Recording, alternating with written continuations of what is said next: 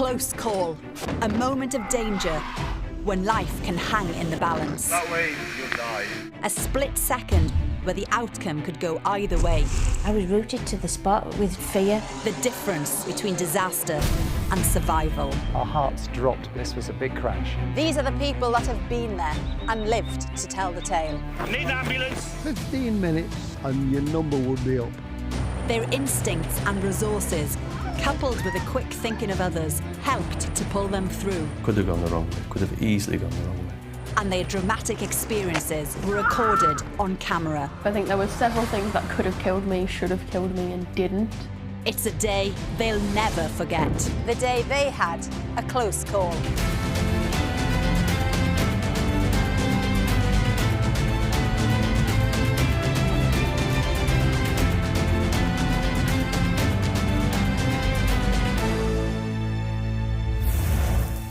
Today on Close Calls. A DIY job for a friend leads to disaster. He's got a puncture wound in the middle of his chest. Puncture wound? Okay. Yeah, there's a puncture wound. It looks like the angle grinder's disc has hit him. It looks very serious. And a medical team have less than 5 minutes to act. He wasn't breathing for himself.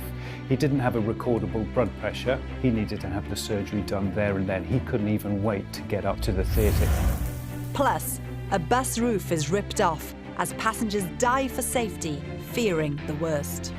Recent history as it is, the first thing that went through my mind was that something had exploded. And a photo shoot stunt goes wrong when a professional bike rider makes a serious misjudgment. He nearly took his head off his shoulders. I thought the worst straight away. It was disgusting to watch, you know.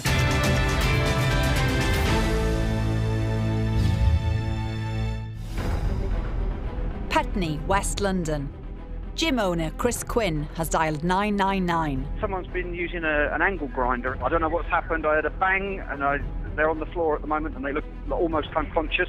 I think it's a big emergency.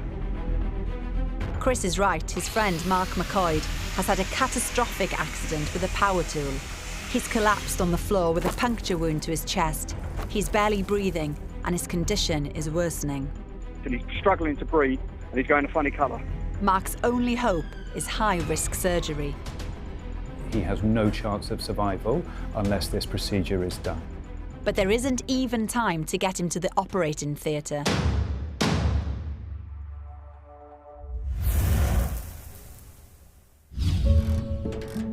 Aside from his 2 children, Mark McCoyd's passion is restoring classic cars.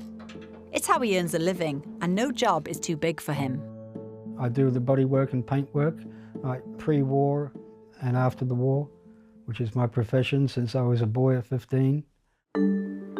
One of his clients is gym owner Chris Quinn, who collects classic vans. Over the years, the 2 men have become good friends. Mark's been helping me look after the trucks, but I would have been seeing Mark on and off for maybe the last, I don't even know, maybe 10, 20 years even. Mark's work on cars means he's a pretty useful handyman. And when Chris needs a job doing at his gym in Putney, he knows the person to ask. It was a metal security door that he wanted fitted. So to do that, I had to use a angle grinder and cut the bricks out to get the frame in. It was on face value a fairly easy job. An angle grinder is a heavy-duty power tool. A motor drives a disc which can be used to cut through brick and metal. Mark regularly uses them at his garage. It's bigger than the one I would normally use on cars, but it's the same principle. You know, goggles and mask and gloves. You've got a safety shield on the grinder itself. That's all you can do. That's all there is to do. The safety guard and goggles are essential because the disc or blades can break. So kitted up, Mark starts work on the door. I got to about 3/4 of the way around all the frame, and obviously on the last bit, before I had time to finish, is when the machine got caught and jumped back and hit me in the chest. The blow stops Mark in his tracks, and the machine cuts out. It hit me quite hard. It was like a big thud into the chest. There wasn't a lot of pain, but I knew at the time that something was not good. At first, Mark can't understand what's happened to him, and isn't even sure he's injured. When I looked down, I had a small hole, a rip of about 1.5 inches, 2 inches in my jacket. I lifted up all my clothing. In the center of my chest, there was a hole the size of my finger. Now Mark knows he's in trouble. My breathing was becoming a little bit hard to breathe. So I pulled all my safety gear off, threw it on the floor. Upstairs in his office, Chris had been alerted by a faint cry, and now the sound of silence. He heads outside and can't believe what he finds. He was lying on the floor with his eyes wide open and his mouth open, and he more or less looked like he was dead. A stunned Chris immediately dials 999. This is the call he made that afternoon. Emergency ambulance, tell me exactly what's happened. Someone's been using an angle grinder out in the thing, and they look very, very ill. I don't know what's happened. I heard a bang, and they're on the floor at the moment, and they look almost unconscious. I have no idea what happened. So they're on the floor at the moment? I think it's a big emergency, yes. They don't look very good at all. Is he awake? No, he looks unconscious. He's just about breathing, yeah, I think. Initially, there was no movement, no breathing at all, and I couldn't hear a heartbeat. And while I was talking to the people on the phone, basically he made a great big noise. And then from that point on, you could see that he was struggling for breath, but there was one of these coming every few seconds where he was breathing. So I was kind of relieved that he was actually alive at that point. I need to do a quick test on him. I want you to say now, every single time he takes a breath in, starting immediately. So start now. Now. Mm-hmm. Now. Mm-hmm. Now. Mm-hmm. Now. Okay. Is he still unconscious? Yep. So stay right with Okay, him. Make sure his head is tilted back. Check his breathing often. If he vomits, turn him on his side and clean out his mouth and nose. He's going a very, very funny colour. I walked away from him a second. He's going a very colour purple, almost. So he's going purple. Okay, help will be there as soon as possible. Mark is still breathing, but it's sporadic, and his face is turning purple. Chris realises his friend is deteriorating by the second. But, I mean, it looks very serious at the moment. It looks like he's in shock or something like that. Okay. And what was he doing before then? It's angle grinding, and I can see that the disc has exploded, so I don't know if the disc has exploded and hit him. I can't see any blood or anything. Yes, I can see blood. As I was trying to work out what had happened, I noticed a very, very small cut, about the size of a £1 coin, right in the centre of his chest.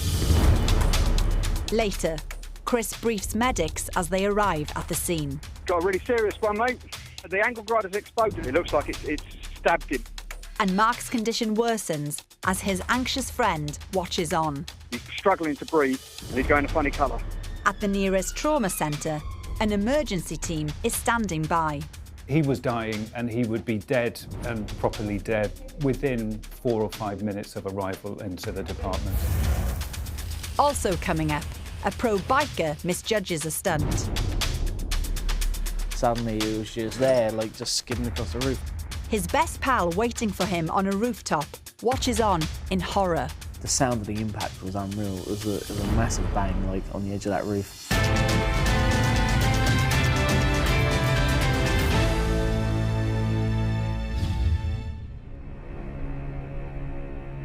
Kingsway, London. A busy street in Holborn, and there's chaos. Passers-by film the roof of this double-decker bus peeled back like a sardine can. I hope no one got hurt. Businessman Llewellyn Hill is sitting on the top deck as the bus travels along the tree-lined street. Well, all of a sudden, there was this huge bang. All these windows bursting around me. The first thing that went through my mind was that something had exploded.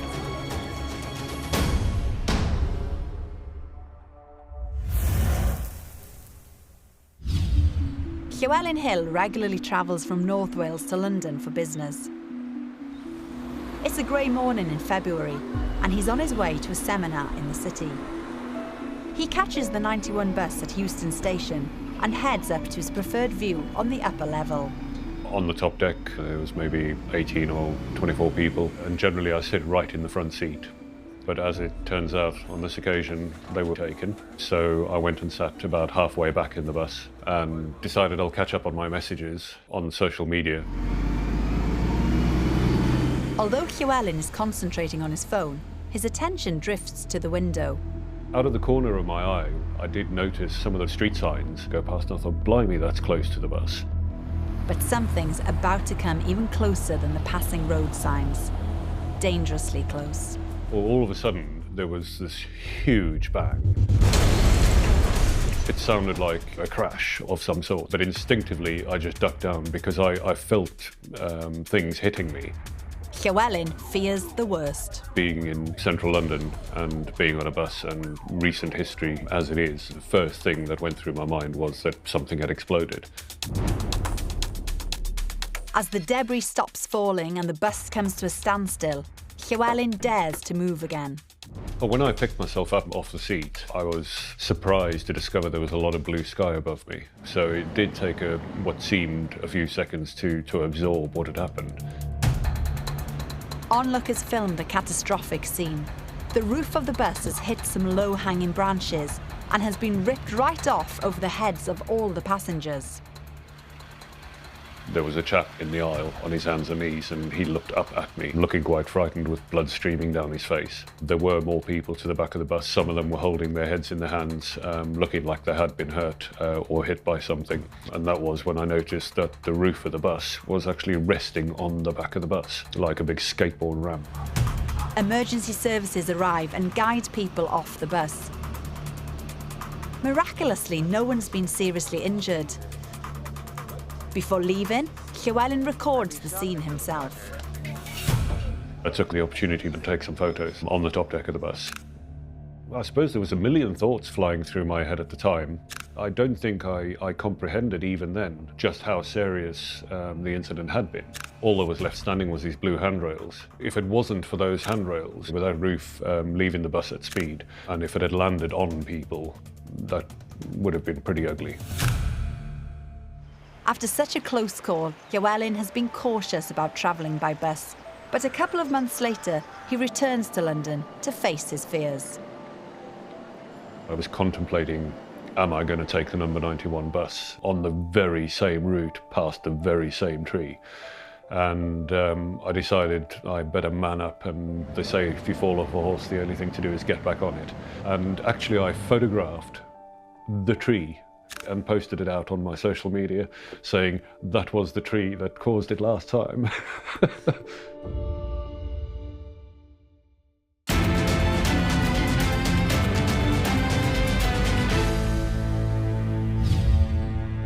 Accidents happen every now and again in most people's lives.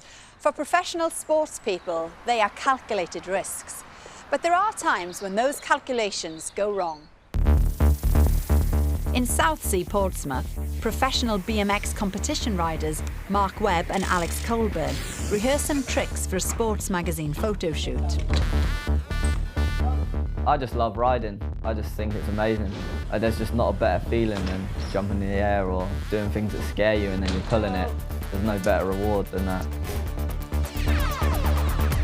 But during a particularly tricky manoeuvre, Alex's head hits the roof of a building. His friend Mark comes rushing to his aid. I thought the worst straight away. I knew it was serious. The sound of the impact was unreal. It nearly took his head off his shoulders. Broke his face.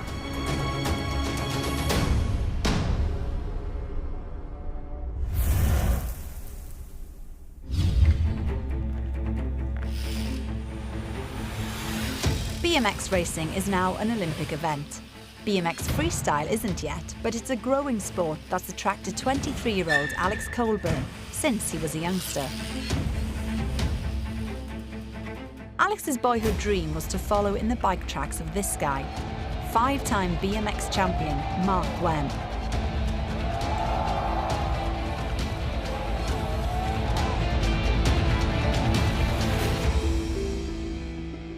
Alex became very skilled at freestyle himself.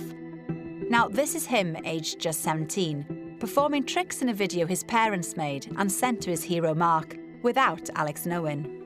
Alex's mum and dad sent me an actual letter to the skate park. This is Alex, this is my son, you know, he wants to come over and ride. And it was really cool actually, like that his parents had like gone to the effort of doing that. Mark was immediately impressed with what he saw. I checked out the video and there was just something about Alex and I thought, you know, he's actually amazing, like really good. The next thing you know, he's like end up staying down this way and riding, and we end up becoming really good friends. And Alex has turned professional himself, earning a living from his passion and winning many titles, much to the pleasure of his mentor. He's definitely a genius when it comes to riding a BMX bike. There's nothing that he can't do. One summer's day, Alex and Mark head to a skate park in Southsea for a photo session with a sports magazine.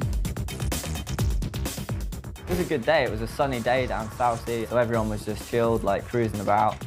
A photographer is taking action shots. Alex is hoping to pull off one of his most ambitious tricks yet. I was fine that day. I felt good on my bike. I wasn't really worried about the trick. I was like pretty confident in myself that I was going to pull it. The photographer captures the action from the bottom of the ramp as Alex warms up for the main event, performing a few comparatively straightforward barrel rolls. It's kind of a backflip, but just on the side, so you kind of barrel roll over yourself. But Alex is planning on combining this manoeuvre with another highly skilled technique. There was talks about trying like a barrel roll with a tail whip. Tail whips, when you spin the bike a full 360 with you staying in the same space, so your bike leaves your feet and then comes back and you catch to it. It's a trick he's successfully performed in the past, but today, on the very first attempt, something goes drastically wrong.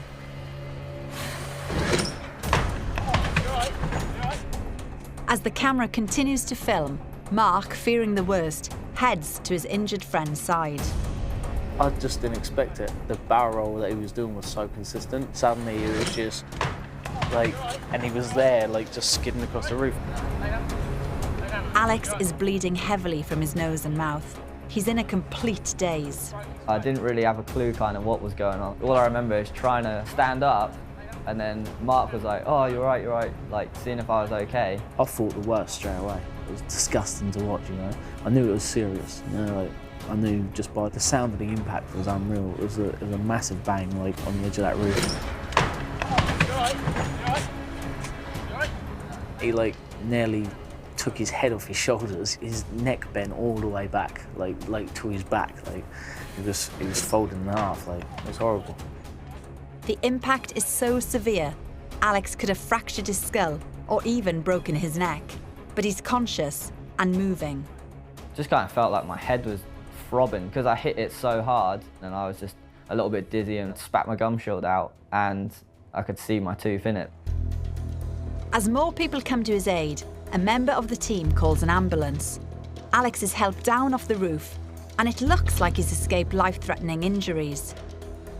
He can't remember exactly what happened, but Mark is able to fill him in.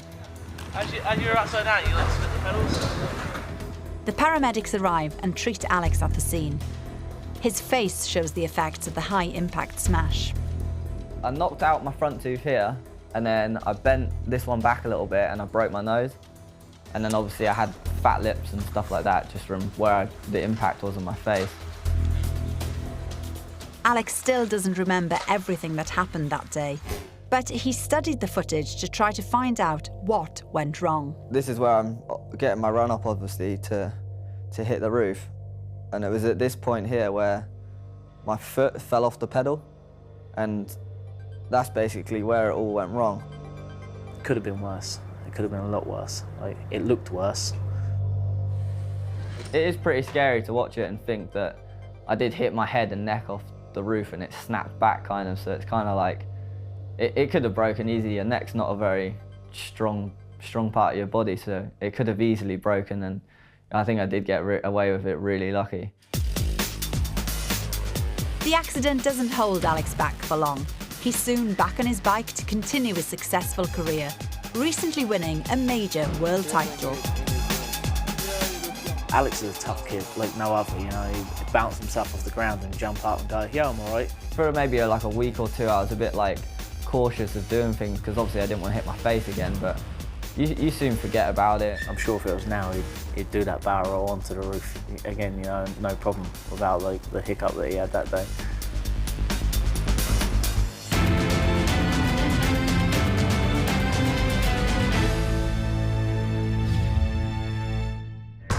Back in Putney, West London, gym owner Chris is on the line to the emergency services. His friend Mark is on the ground, struggling to breathe. Just a few minutes ago, the blade on a heavy-duty power tool he was using shattered, hitting him in the chest with devastating consequences. An ambulance is on its way. He's got a puncture wound in the middle of his chest. Puncture So wound? Okay. yeah, there's a puncture wound about at least an inch wide. So it looks like the angle grinder's disc has hit him. It looks very serious. We'll be there as soon as possible. It looks like he's been stabbed through the chest with something. Within 5 minutes, the ambulance arrives at the scene. I have no idea how long it took the ambulance to come here. As far as I'm concerned, it was very, very quickly. It was almost as if they were hanging around outside. The paramedics rush to Mark's side. Chris's open phone line records him briefing them. Got a really serious one, mate. The angle grinder's exploded and he's got a big hole in the middle of his thing. It looks serious. It looks really serious, and he's struggling to breathe, and he's going a funny colour. It looks like it's stabbed him or something like that, so I hope the angle grinder's not inside him. One of the paramedics at the scene is Dave Biggington, who immediately realises that Mark is in serious danger. When I saw Mark's wound, it was a 2 centimetre by 1 centimetre hole, basically, and being hit with an angle grinder, you might have expected a much more open wound, you know, a more extensive wound. So my concerns really were what underlying structures has he injured? Is it his lung? Is it his heart, given that he was over the top of both of them, pretty much? If it was his lung, the chances are it would have been bubbling air through the blood, which it wasn't. And given its location, the most likely injury that it could have done was his heart. If I'm honest, I thought his chances were probably slim. So apart from a bit of sedative and some oxygen, the only really other treatment he got was the decision to get him to hospital as quick as possible, and the right hospital. With Mark on board the ambulance, the paramedics head to St George's Hospital in South London, the nearest major trauma centre. En route to the hospital, his vital signs were changing, identifying that something internally was going wrong. We pretty much came up to the conclusion that he was probably having a cardiac tamponade, which is bleeding around the sac of the heart. Paramedic Dave asks the ambulance control centre to ring ahead to the emergency department, but consultant Dr. William Glazebrook and his trauma team are on full alert. At about 2:45, our red phone went off, and the London Ambulance Service were telling us to expect a middle-aged gentleman who had an injury to the centre of his chest. When Mark arrives, Dr. Glazebrook and the team realise that this is about as bad as it gets. He wasn't breathing for himself, he didn't have a recordable blood pressure, and his heart was going at about 140, 150 beats per minute. It's not clear what the injury is, but it's obviously life-threatening. He was dying, and he would be dead, and properly dead, within 4 or 5 minutes of arrival into the department. Dr. Glazebrook and his team will have to operate right here, right now, in the emergency department. His injuries were so severe, he needed to have the surgery done there and then. He couldn't even wait to get up to the theatre, even if it was ready there and then. Mark's condition is deteriorating so much that Dr. Glazebrook has no choice but to carry out a highly dangerous procedure called a thoracotomy. The operation has a less than 1 in 5 chance of success. If Mark hadn't had this procedure, he has a 100% mortality rate, i.e. he has no chance of survival unless this procedure is done. We cut from one side of the chest to the other side of the chest and open up the whole of the chest, so we have a really good access to the heart and to the lungs to find out and diagnose what injury was killing Mark. And it's soon clear what's going wrong. When we opened Mark's chest, all we could see was a big bag of blood clot. And the procedure then is literally to make a small hole in this bag and to remove all of that blood clot from around the heart. As soon as we did that, Mark's heart then came into view, started filling up with blood and started beating again. Finally, Mark's heart stops working. It reveals the full extent of the damage caused by the angle grinder. We notice 3 small jets of blood coming out of the holes in the heart. And initially, all we did was put our fingers on the 3 holes to stop them from bleeding. Like plugging a leaking dam, Dr. Glazebrook and his team stitch up the holes in Mark's heart. Once we'd got control of the bleeding of Mark's chest, he went up to our cardiothoracic theatre with our cardiothoracic surgeons, where the procedure that we'd done was tidied up and his chest was closed. Just hours after almost losing his life, Mark awakes in the intensive care unit. When you wake up, you sort of just come to automatically. He's desperate to see his children. My daughter and my boy, Emma and Lewis, were the first people that I saw, considering what I've been told already that I'd gone through, that I might not have never seen them again. But yeah, seeing my kids was brilliant. It was the best thing ever. Mark's next visitor is a man who's also very pleased to see him. He probably actually looked better than he does on a normal day. I mean, they cleaned him up, shaved him, washed his hair, and he was sitting up there and he was just telling them he's bored and he wants to get out. I mean, and this was just moments after the operation. Mark knows that he owes his friend a huge debt of gratitude. Without Chris coming to actually look out the door and check on me, I wouldn't have been alive. It remains a mystery just how the angle grinder made the 3 holes in Mark's heart. But it was the quick action of the medical team prepared to carry out the high-risk operation while he was still in the emergency department that ultimately saved his life. I've done this procedure about 12 times now, and this is the first survivor that I have had in the 7 or 8 years that I've been able to perform this. It is actually a miracle that he's still with us. I mean, if it had been an inch or even a centimetre, tiny little bit either way, he probably wouldn't be here now. This is the closest I've ever come to dying.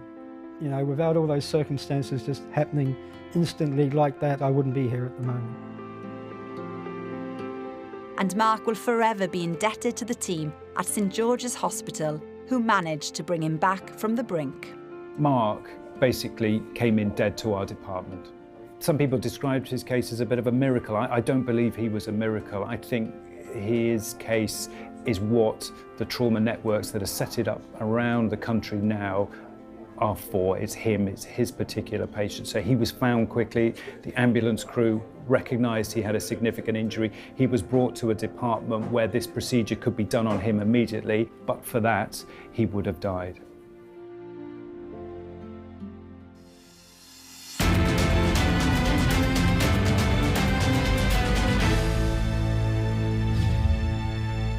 Close calls with a positive ending. That's what we like. Join us next time. The fight to save a top British surfer battered by 3 massive waves crashing down on his head. I'm hugging him and saying goodbye, and I'm trying not to think this might be the last time. Only his best pal can save him. Sometimes you got like 1, 2 or 3 seconds to pick him up and get out of the place. And